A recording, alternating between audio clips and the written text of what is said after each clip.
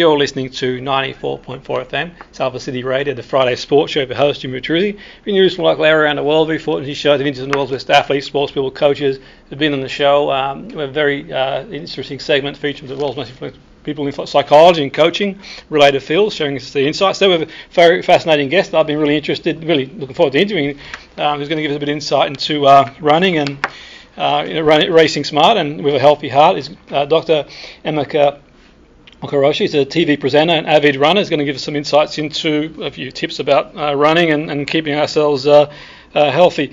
Dr. Emeka, welcome to the show. Got to have you on board. Cheers. Thanks for having me. Great stuff. So in terms of yourself, Dr. Emeka, how did you get into running yourself? I mean, sort of like how did you motivate to go into running? For me, that's a very good question. I think it all started from school. We used to do a lot of running back in my school, like sports days and then PE, phys ed, and stuff like that. And we did like cross-country running. So we did a lot of running, and I was quite good from quite a young age, and I used to help compete against other schools in it. And then I kind of just carried it on, and it became a bit of like a de-stressor for me, especially during like lockdown and stuff. When you have very much to do, and I was working on a COVID ward, and when we'd have our chance to obviously get outside and get sunlight, I was getting a little bit cabin feverish, and I'd just literally go run, and I'd try and time myself and improve. Every time, get a slightly faster time every time, and I just kept doing it, and now it's just part of my routine. Yeah, and absolutely. No, I think, I mean, we know sort of, obviously the sort of mental health benefits of getting out there and sort of running and sort of going for walks and as well. But obviously the research suggests in terms of like, eating well and sort of running for cardiovascular health. So, I mean, how can sort of people like listening, and I know everyone's on their own journey, it's hard to give anyone any specific advice, but as a general idea, what can people do to get sort of race ready with sort of marathons coming up, like the London Marathon and other marathons as well? Is there anything they can sort of do to get themselves ready to sort of begin running? So, mentally you want to get ready. I think that's really important. So get yourself in the zone. Take some time out, zone out, find what you need to listen to, or while you're running or before you're running, psych you out. Make sure you're around family members who are encouraging you, getting you ready. Physically, make sure you're stretched. Make sure you're stretching well. A couple of days before the race, make sure you're doing a good amount of stretches so your body's loose and limber. Make sure you get adequate sleep so your body's able to recover. Make sure you're hydrated as well.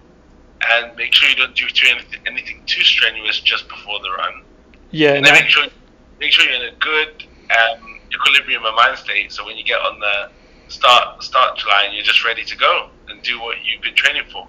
Yeah, no, absolutely. And sort of, I mean, based on the research, sort of like, is there sort of any sort of, I mean, you've given some really great insights there in terms of taking a physical challenge. Is there anything else that maybe you can share that might be sort of useful to people listening in, thinking, okay, because it is a big sort of challenge to get out there and sort of run long distance, really. If someone, like, for example, hasn't done any running before, is there any sort of thoughts around that, what they could do?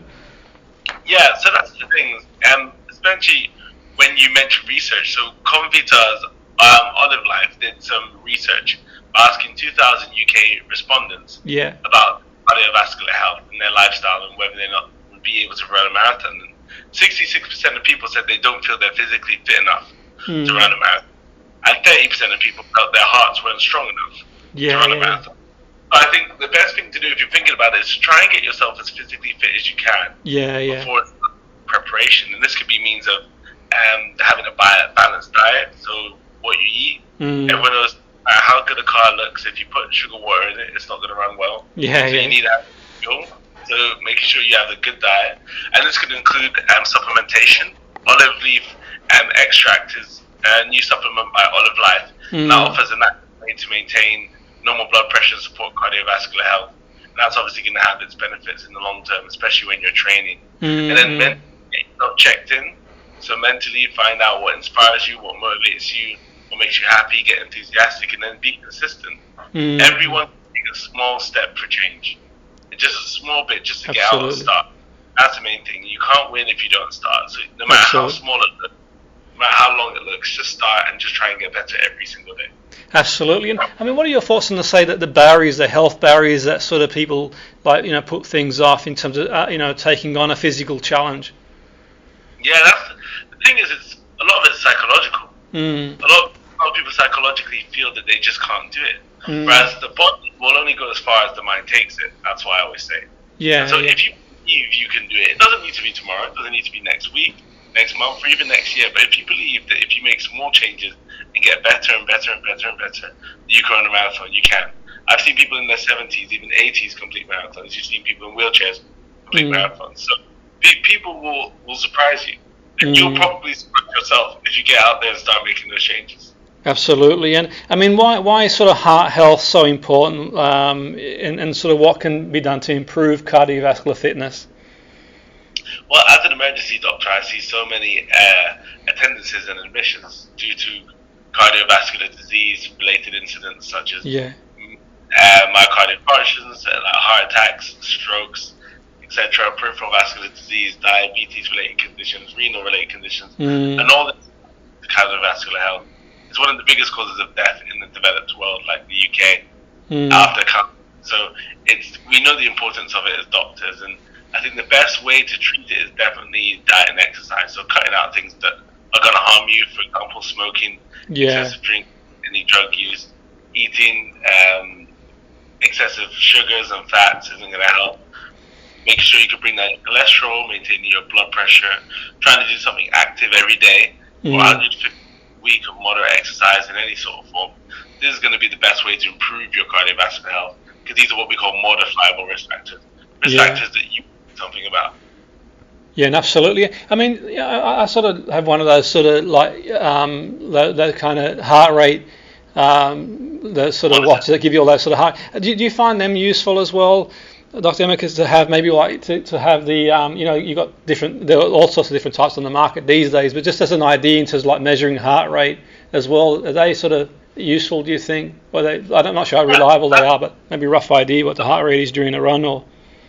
No, honestly, I myself am a big ambassador with Fitbit. Yeah. I use their watches to monitor my progress, because you want to see how hard you're working, how fast your heart's going, how many calories you're burning, because all this is going to help you track your progress, especially when training for something like a marathon. You want to see how much better you're getting each time you run. You want to see how much you're burning each time you run, and this is going to help you also tailor your workout. So if you don't think you're doing enough, you're going to maybe push yourself to even go a little bit harder next time. Absolutely. And I mean, the monitor I've got sort of tells you like sleep as well, so I use it as a bit of an indicator. Like you mentioned there about sleep being important with exercise. Is that sort of useful as like to get a rough idea if you are sleeping well as well, to sort of? Yes, it can. There are a number of different apps as well, and watches you can use, like different Apple watches or Samsung watches you can use that can help monitor your sleep. Sleep and recovery is almost as important as working out. It's just as important as working out. The body needs sleep to recover well. Because no matter how much you work out, if you haven't rested and recovered, your body won't function to its optimal level. Yeah, and absolutely. And I mean, obviously, sort of like, in a short time, we've covered a lot, and it could, obviously a lot to cover in a short time. It's been really fascinating. But is there anywhere that people listening in can find out some more information on what you do? Yeah. So if anyone could go to convita.co.uk, so that's COMVITA.co.uk, convita.co.uk, and that'll tell you a bit about the company and Olive Life and the research they've done, and a bit about the olive leaf extract. Brilliant, that's fantastic. So I really want to thank you for your time, Dr. Emeka. It's really fascinating, to be fair, and I've been taking a couple of notes there, and I'll probably download another app as well. So thanks for your time, and it was great to have you on the show. Thank you. Have a great day. So.